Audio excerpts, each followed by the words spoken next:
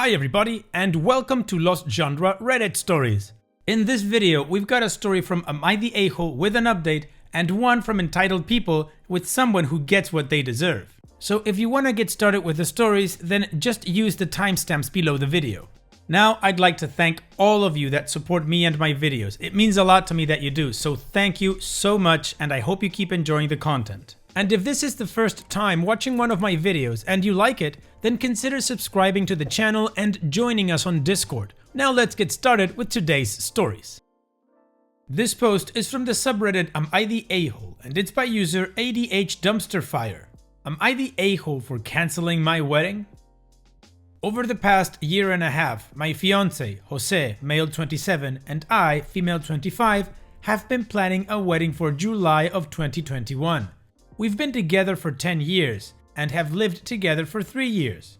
Jose and I both don't like the pomp and circumstance of weddings, and we're hoping to have a low-key, inexpensive one.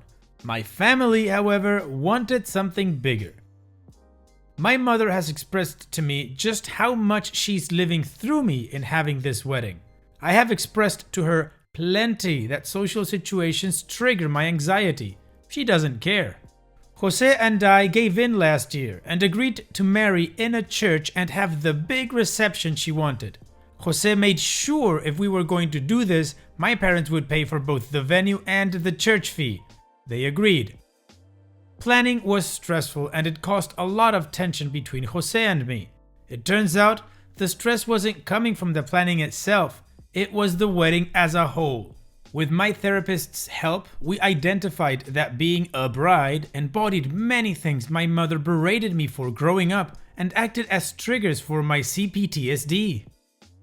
I came forward with my reservations to my mother. Her response was to gaslight me about my therapist's diagnosis and insist on the wedding happening the way we planned it. She joked that I could take some CBD or have a drink to stay calm during the wedding. She has also begun drinking to avoid confronting her feelings and regards it as the only thing she has that's hers. She does not take it seriously, and my father won't help.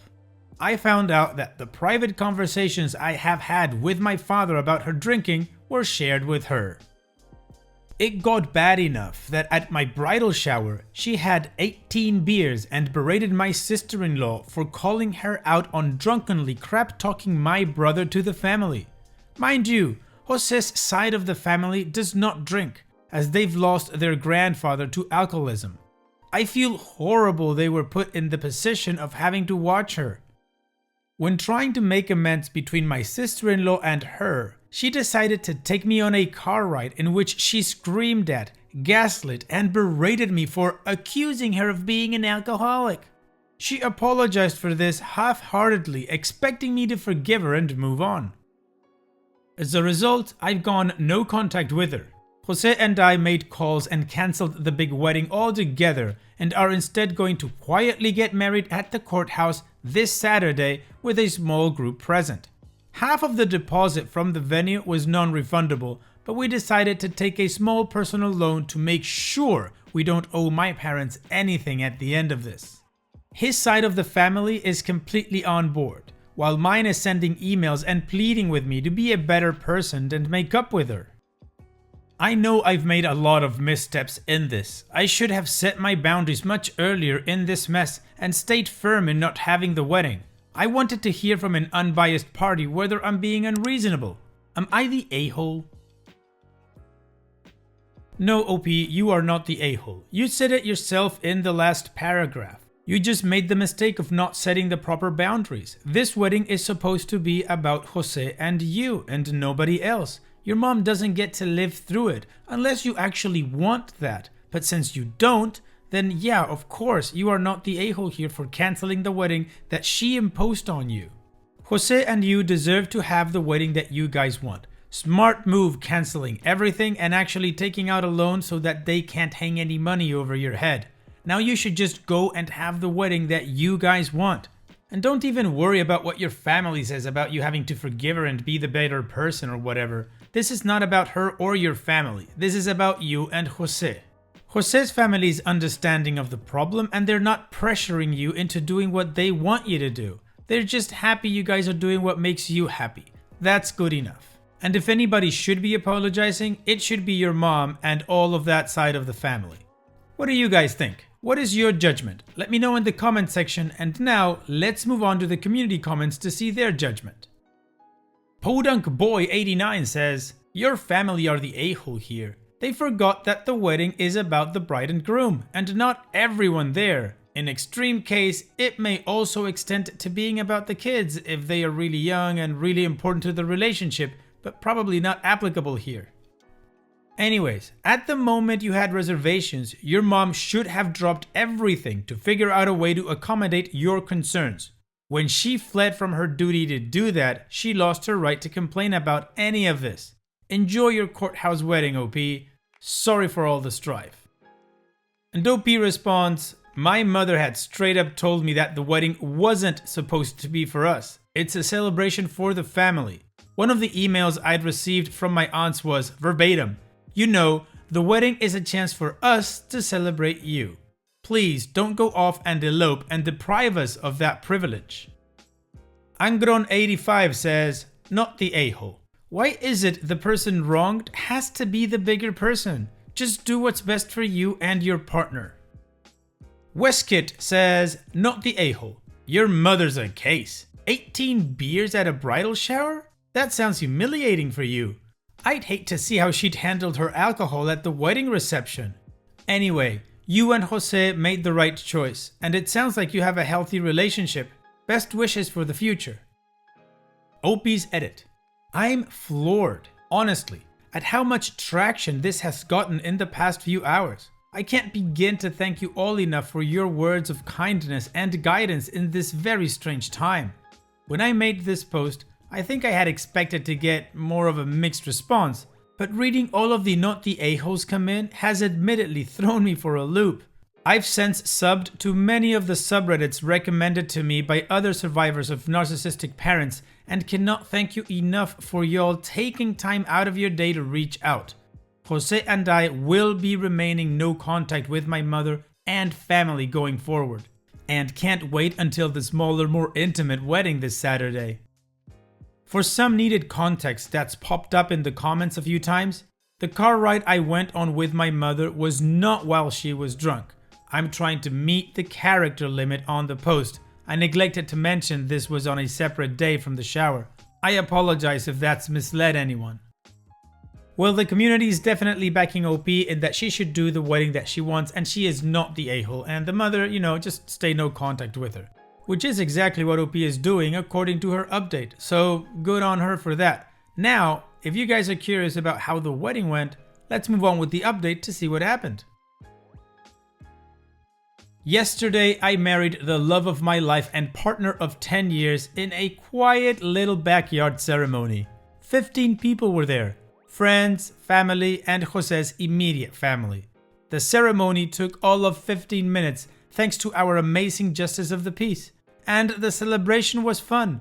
Casual conversation over a simple sandwich lunch. We got to catch up with friends we haven't seen since the pandemic started, as well as make fun memories with the people willing to understand and love us without judgment. My mother, in response to finding out I've gone no contact with the family and planned a private wedding without her, sent one of my aunts screaming at me the day before the wedding over email. Catholic guilt, gaslighting, the whole shebang. I went all in on telling my family exactly what I felt and dealt with in regards to my mother and them. They had the audacity to invent a story that Jose is nothing but a controlling abuser that deleted her first email. He's trying to steal me away from them and convince me it was the truth. They wanted me to forgive my mom and be the bigger person, even after detailing the extent of her abuse to them. I tore my aunt a new a-hole over email, citing them all, my grandmother included, as cowards for not coming to me to tell me the alleged truth about Jose before, offering pomp, circumstance, and praise for getting married to him. It's funny how quickly the narrative shifted from, "Oh, think of your poor mother," to "You poor stupid child running into the arms of an abuser," to "You're a monster canceling our family." The block button has been my best friend. Within the last 72 hours, I've learned exactly what kind of family I was raised in. In a way, I mourn that it had to be like this. No contact with the people I thought were supposed to love me. What I have realized is that their brand of love is conditional. My mother also demanded the money back for the venue, and we sent a check to her. She still has chosen not to cash it. We have ample documentation to prove we had provided her that check. Jose is warning her in writing to cash that check by the 21st, or else we will stop that check and pay back the loan. Thank you to all of the kind Redditors that have reached out offering words of encouragement and resources for coping with narcissistic toxic family. Jose and I are thrilled to finally have had this wedding on our own, surrounded by the people that matter most to us.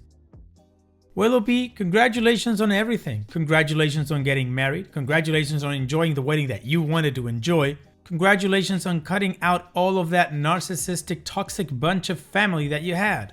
It sucks that it had to be this way, but you don't really need that sort of negative energy around you at any moment. So good for you both. And on that positive note, we move on to the next post. This post is from the subreddit Entitled People, and it's by user Roxanne1930. Employee screams at guy who turns out to be the CEO of the company gets fired. This is actually a story from my mom from a couple of years ago. She works for an energy company in the customer service area, taking phone calls, answering questions, and sometimes helping fix simple issues. It had started not too long ago, and she was one of the few first employees, so right from the start, she knew pretty much everyone who worked there, including the CEO, who she describes as a very nice, down-to-earth guy who'd always dress pretty casually, so he'd blend in with everyone else pretty easily. After a couple of months, they started hiring more people to work, including this one guy who was apparently very entitled and considered himself better than everyone. Mom and a few others didn't like him because he was apparently arrogant, always tried to correct others only to be wrong himself, kept making the same mistakes, ignored many rules on the floor, and had a huge temper and would scream and curse at anyone who said something he didn't like. The screaming would 99.9% of the time be something along the lines of, "Who the F do you think you are to?" Insert whatever someone did or said. Many complained about him, but the manager at the time was too nice or scared or both to actually do something about him. One day, he was apparently playing games on his phone while at the same time talking to a customer and telling all kinds of random wrong things when the CEO came to check the floor after a meeting. Seeing this guy, he walked up to him and calmly informed him he wasn't allowed to have his phone out while helping a customer, so he could completely focus on said customer for the moment. Cue the guy literally throwing his headset off, jumping to his feet and screaming in his face, "And who the F do you think you are to tell me how to do my effing job?" along with stomping his foot at each syllable. The boss stood there for a moment, obviously in shock, and the guy, thinking he'd won, smirked all smug before the boss pulled a, well, boss move. "Well, I just so effing happen to be the effing CEO of this effing company," he screamed back, even copying the foot stomping. The dumb guy lost the smirk and, according to my mom, went from angry bright red to pure white in half a second. The boss then calmly grabbed the headset, which apparently still had the customer, who heard everything, and apologized for what she heard and just asked her what she needed help with. Finished in a minute, and before hanging up, once again apologized and told her the guy was fired so it wouldn't happen again. As soon as he hung up, he just told the other guys he was serious and he'd better gather his stuff. In the end, the annoying employee was gone. The manager got a talk on dealing with bad employees, and someone baked the boss a cake. This was an awesome story, OP. I just love it when these type of entitled douches get their comeuppance, particularly like this, like, "Who do you think you are to tell me how to do my job? I'm the CEO." Oh. It must have been epic to see that guy's face go from bright red angry to all white and like, oh crap, I messed up, I'm getting fired, which he did. So good on the CEO, good on getting a cake. He got a cake from it. Fantastic. And also props to the CEO for finishing that call and actually helping out the customer. And it's that time that we've reached the end of the video. I hope you enjoyed today's stories. I certainly did reading them to you. So if you did, then go ahead and give the video a like. And don't forget to subscribe to the channel and become a member of our Discord community that just keeps growing, and it is fantastic. And like I said in the beginning of the video, all of the relevant links are in the video description below, so be sure to check them out. And finally, I'd like to thank you all for taking the time to watch this video. It really does mean a lot to me that you guys enjoy this content, so thank you once again. And having said all that, I will see you guys in the next video.